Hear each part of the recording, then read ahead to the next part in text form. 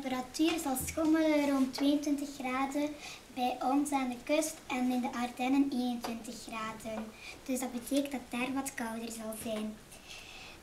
Er zal geen bewolking zijn bij ons. Bij de Ardennen is er kans op een klein wolkje. Ook van neerslag zal er niks vallen. En een zacht briesje. De hoge luchtdruk zal naar ons toe komen. Bij de Ardennen zal het niet zo ver geraken en daar zal het wat kouder zijn.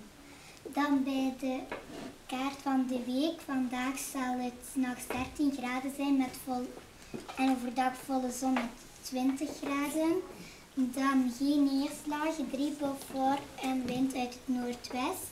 Morgen bijna hetzelfde, ook volop klare zon. Overdag 's nachts 15 graden en overdag 20 graden en geen neerslag. En wind 2 Beaufort uit het noordwest ook.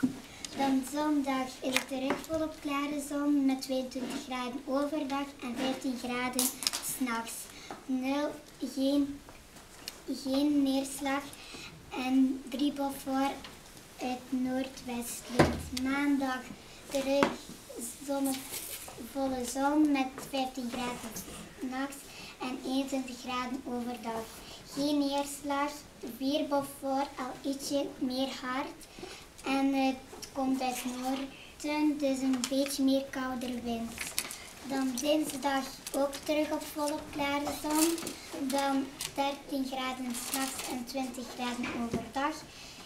4 Beaufort en terug uit het noorden. Dat was het nieuws. En tot vanavond.